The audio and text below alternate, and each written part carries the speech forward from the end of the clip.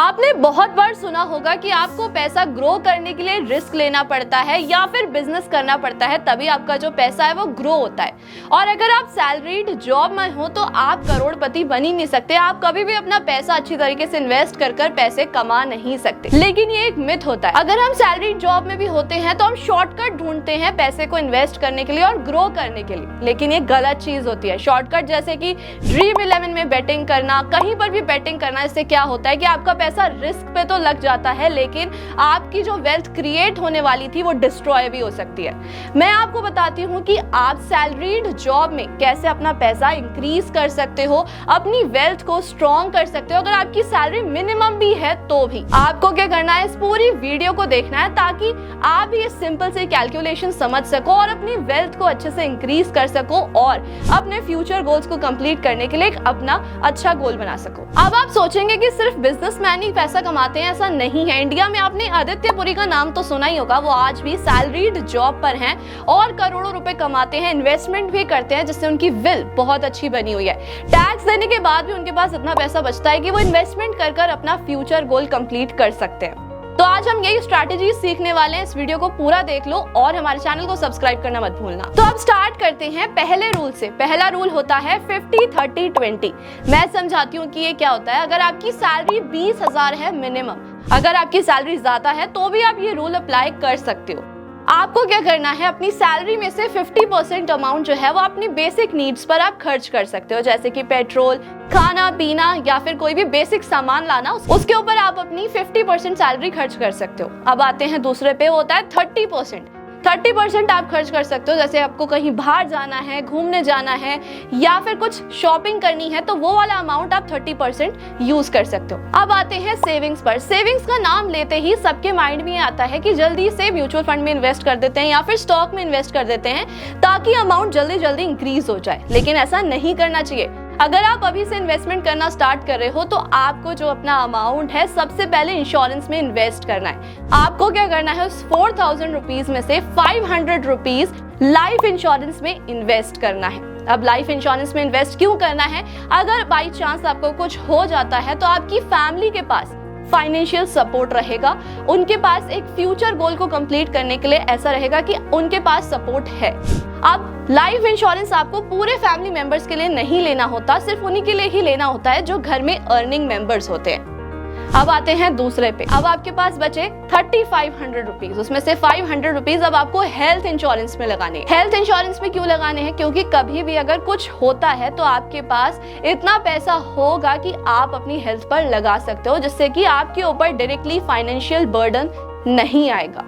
क्योंकि आजकल जितने भी ट्रीटमेंट्स होते हैं उसमें बहुत पैसा लग जाता है, चाहे वो हॉस्पिटलाइजेशन हो या फिर मेडिसिन हो या फिर डॉक्टर चेकअप हो, हर चीज में बहुत पैसा लगता है। अगर आपके पास वो इंश्योरेंस होगा तो आपका एक फाइनेंशियल बर्डन कम हो जाएगा। अब आते हैं कि आपके जो 3,000 रुपए बचे उनको कहाँ इन्वेस्ट करना चाहिए। मान लीजिए अभी आपने जॉब करना स्टार्ट किया है और आजकल आपको मार्केट का तो पता ही है, कभी भी कुछ भी हो सकता है। जैसे कि कोविड आया था तो इकोनॉमी बिल्कुल गिर गई थी, उसके बाद अब धीरे धीरे उठ तो रही है, लेकिन मार्केट में जो सर्कुलेशन है वो बिल्कुल खराब हो चुका है। यहाँ तक कि बिजनेस का काम भी बिल्कुल नहीं चल रहा, जिसकी वजह से बहुत सारी जॉब्स भी गई थी और अभी भी जा रही हैं। तो आपको क्या करना है, कुछ अमाउंट उसमें से आपको अपने इमरजेंसी फंड के लिए सेव करना है। अब आप बोलोगे कितना अमाउंट, तो मैं आपको सजेस्ट करूंगी कि आपका जो 3,000 रुपए अमाउंट है वो आप 10 महीने तक इमरजेंसी फंड के लिए सेव कर लें, ताकि आपके पास एक बैकअप रहेगा कि अगर कुछ हो भी जाता है तो आप अपनी डेली नीड्स को, बेसिक नीड्स को कंप्लीट कर सकते हो। अब आप ये सोचेंगे कि मैं 10 महीने तक 3,000 इन्वेस्ट तो कर रहा हूँ, तब तक क्या करूंगा।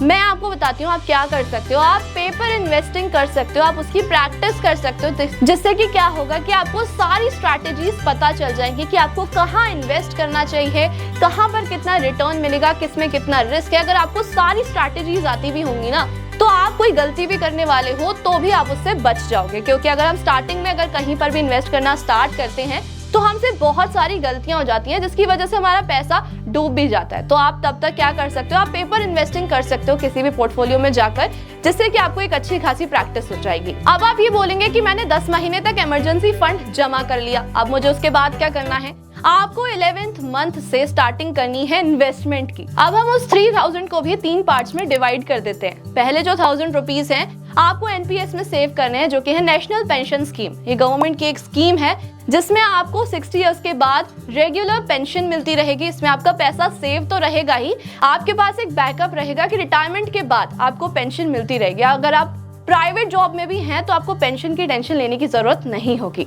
इससे क्या होगा कि हमारा पैसा सेफ जगह पे तो जा ही रहा है, हमारा थोड़ा सा फाइनेंशियल बर्डन भी कम हो जाएगा आफ्टर रिटायरमेंट। अब आप बोलेंगे कि फर्स्ट 1000 रुपीज तो इन्वेस्ट हो गए, अब नेक्स्ट 1000 रुपीज कहाँ इन्वेस्ट करने हैं? मैं बताती हूँ, आप गोल्ड में इन्वेस्ट करो। गोल्ड की वैल्यू हमेशा इंक्रीज होती है, इसमें रिस्क भी बहुत कम होता है। अब आप बोलेंगे कि 1000 रुपए से तो मैं क्या ही गोल्ड खरीद पाऊंगा, उसका भी मैं आपको सॉल्यूशन देती हूँ। इसमें आप क्या कर सकते हो, आप सोवरेन गोल्ड बॉन्ड्स में इन्वेस्ट कर सकते हो। 1000 रुपए हर महीने निकालो और 6 महीने तक जमा कर लो। उसके बाद जो आपके पैसे हो गए 6000 रुपए, उसको आप सोवरेन गोल्ड बॉन्ड्स में इन्वेस्ट कर सकते हो। उसमें 2 चीजें होंगी, एक तो आपकी मेकिंग चार्जेस बच जाएंगी और जीएसटी भी बच जाएगा और अच्छा रेट ऑफ इंटरेस्ट आपको मिलेगा, जिसमें आपकी वैल्यू काफी हद तक इंक्रीज हो जाएगी। अब आते हैं नेक्स्ट 1000 रुपीज पर। उसको भी मैं आपको सजेस्ट करूंगी कि आप 500 में डिवाइड कर दो।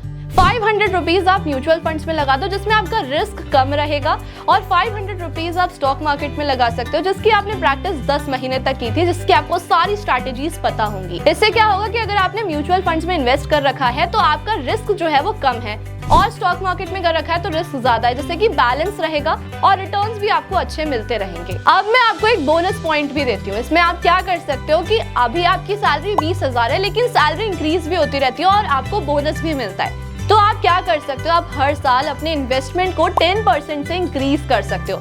आप स्टेप अप एसआईपी कर सकते हो, जिसमें आपको रिटर्न काफी अच्छा मिल जाएगा और बोनस को भी आप अच्छी तरीके से इन्वेस्ट कर काफी हाई रिटर्न्स कमा सकते हो। तो इस वीडियो में मैंने आपको बताया कि आप अपनी सैलरी से कैसे इन्वेस्टमेंट कर अच्छा रिटर्न कमा सकते हो। एक बार रिवाइज भी कर लेते हैं। आपको क्या करना है, अपनी सैलरी में से 50-30-20 रूल अप्लाई करना है। 20% का इन्वेस्टमेंट करना है, जिसमें आपका इंश्योरेंस भी होना चाहिए, क्योंकि इंश्योरेंस लेना बहुत ज्यादा जरूरी होता है। इंश्योरेंस के बिना बैकअप नहीं होता। अब आते हैं दूसरे रूल पर, जिसमें मैंने आपको बोला कि अमाउंट को डिवाइड कर अलग अलग जगह पर इन्वेस्ट करना है, जिससे कि क्या होगा, आपका रिस्क तो कम होगा ही, साथ में आपको अच्छा रेट ऑफ इंटरेस्ट मिलेगा, जिससे आपके फ्यूचर गोल्स बहुत इजीली कंप्लीट हो सकते हैं। 1000 अगर आप डिवाइड भी करते हो तो आपको अच्छा रेट ऑफ इंटरेस्ट मिल जाएगा।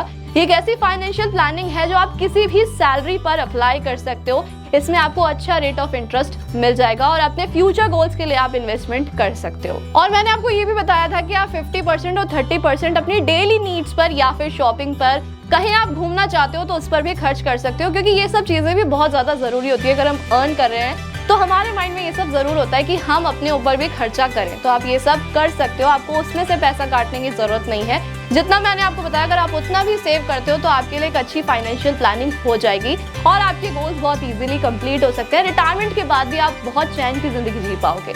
आप मुझे जरूर बताना कमेंट बॉक्स में कि आपको ये वीडियो कैसा लगा। अगर आपको कोई भी दिक्कत होती है तो आप कमेंट बॉक्स में पूछ सकते हो।